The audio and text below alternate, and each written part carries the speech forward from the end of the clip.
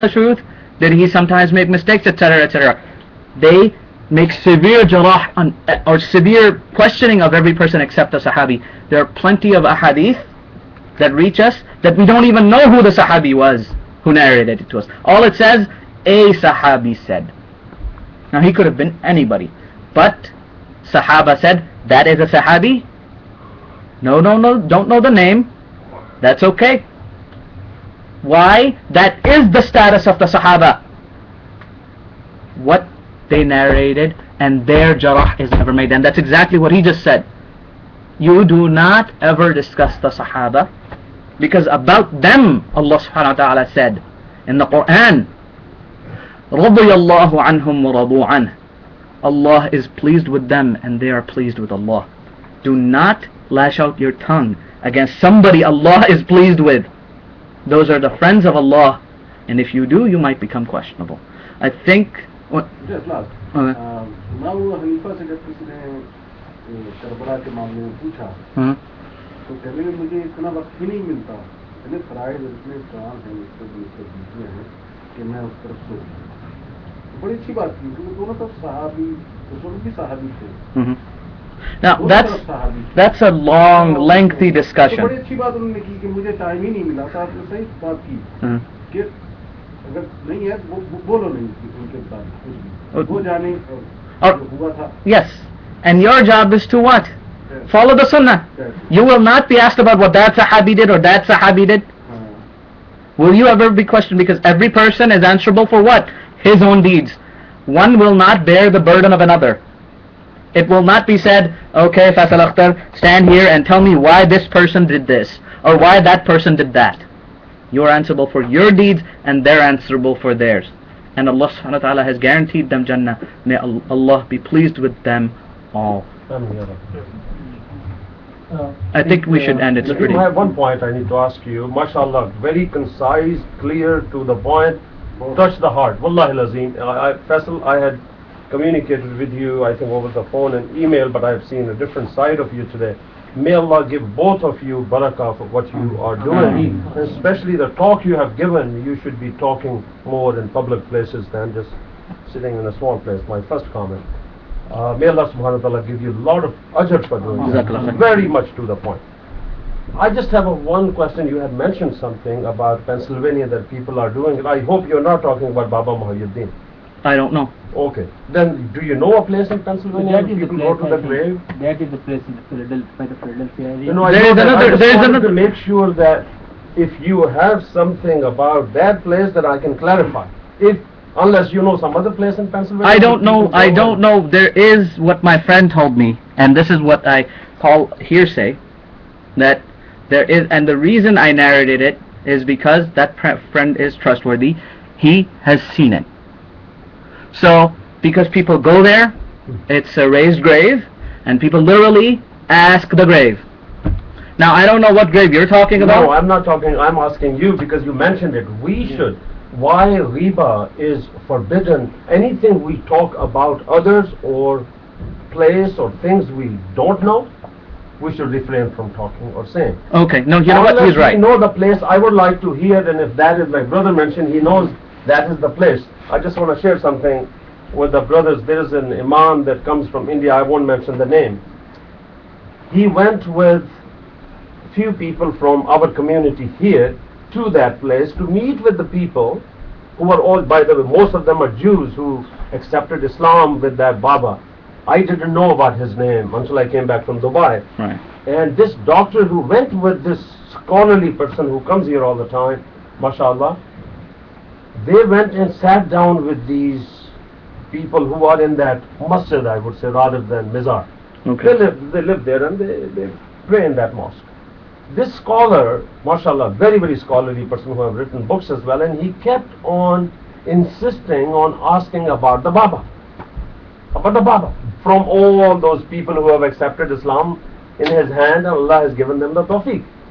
And after the third question was asked, one of the person, of course, who is from that masjid, ex-Jew, may Allah subhanahu wa ta'ala, I'm really mentioning it for a reason, that he had accepted Islam.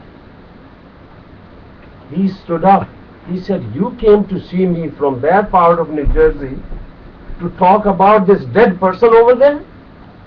He is dead. He's gone. What are you talking about Baba for?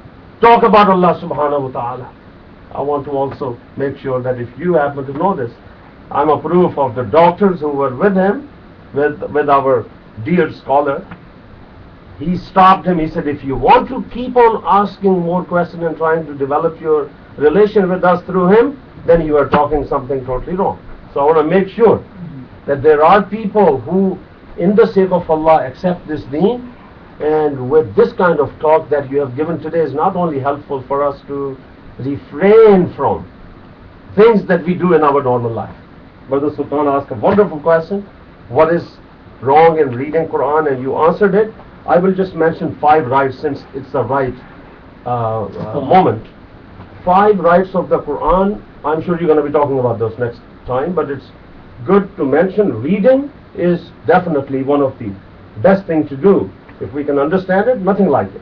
Sayyidina Umar radhiyallahu ta'ala anhu said, we used to read 1 or 2 ayah until we implemented on our lives and teach others. We didn't used to move to others, to the next ayah. But reading, understanding, or trying to understand, contemplating, ghawr o fikr. 4th one, implementing it on our lives. And the most important of all, teaching others. Now what you brothers are doing, mashallah. My dua to both of the young people, wallahi lazim, this woke me up listening to you people. We have such a talent out there, and we don't take full advantage of this talent. Faisal, my salute to you. May Allah subhanahu wa ta'ala give you the ajr in this dunya, Ameen. and give you the big ajr in the akhirah, Ameen. and Ameen. make us implement what you have said, Ameen. all the good things, Ameen ya in Rabbil our lives, Alameen. and educate our children. Ameen ya Rabbil Alameen. Another small principle in this religion is, inshallah, Just one simple yes or no question. what? We wanted to know if, when after a person dies and before the burial, is it a bidah to read Surah Baqarah and Surah Mulk 41 times before the nine? The question is, if you say that this reading 41 times or that reading 41 times, the question has to be asked to the person who's saying this is somehow beneficial. Right? If they say 41 times, I'll say, why not 42? Why not 40? What's the dalil for 41? Bring me the hadith, I'll take it. I want to do it too. My grandfather passed away, my grandmother passed away. I didn't know, I would have done it. And if I live to see long enough, maybe I'll see other people pass away. I would want to do it if it's the sunnah. But if it has no evidence, why 41? Why not 40? Why not 42? Why not 43? Or why these 2 particular surah? If our Prophet said, read these 2 surah this many times and it'll bring this benefit, I'll take it. Why? Because he said it. Not because, everybody's been doing it for so long. Okay? I think that's it. Subhanakallahumma wa ashhadu an la ilaha illa anta astaghfiruka wa atubu ilaik. Thank you very much, everybody, for joining us, and may Allah reward both Faisal and Hasib for their lectures.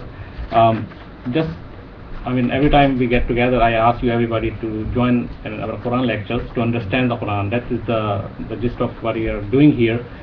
We are trying to understand the Quran. Every Friday we get together here, and inshallah in summer holidays we will be doing it on Sunday morning. We did it last year, so I think we'll do it again. But since Friday is convenient for many people, if you cannot make it to here in our house, of course there are people who are watching us and listening on Justin TV. We are broadcasting live. I think 4 or 5 people are watching at this moment, and so you can. I have sent the links and I have sent the information. Everybody has it. If they cannot make it, they can join us online. What time on Friday these people do? We do that right after Maghrib. So I'll send another update after the time change. मैंने पहले भी जिक्र किया था, हम लोग जो हैं वो तो राजस्थान से हमें जानते हैं, पढ़े हुए हैं। ये जो बच्चे हैं ना, इनके ध्यान में बहुत सवाल हुए, सिर्फ इनके लिए इंशाअल्लाह। तो मुझे बताओ, मैं अपने घर पे अरेंज कर दूँ इंशाअल्लाह। इस एज के बच्चों के अंदर जाहिर है इन्होंने आगे शादियाँ करनी है और दूसरे मतलब उनके साथ वास्ते पड़ेंगे इंशाल्लाह। तो इनको समझ में आना चाहिए कि अब हमने क्या करना है, क्योंकि इस एज पे आके ये लोग जो है ना, I mean, of course, I will talk to Faisal and Fasi, and if we can arrange something for somebody here or somebody else, especially for the young teenagers, and so that will. बाद इनकी क्या responsibility Yes. है, So inshallah, I think Isha Azan of course happened and it didn't come on somehow. We'll pray the Fard only with the Jama'ah, then we'll have food because it's getting late. So the Fitr and Sunnah you can go home and do that, inshallah. So Jazakallah khair, everybody, just make dua for us and for these young kids, and may Allah give them the tawfiq to keep doing it more and more, inshallah. Assalamu alaikum. पानी भी डाल देना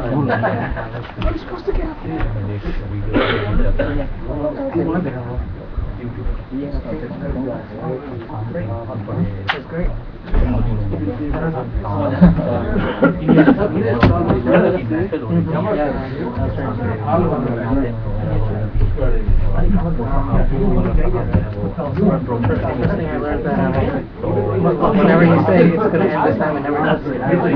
Whenever you say it's going to end this time, it never does. Yeah.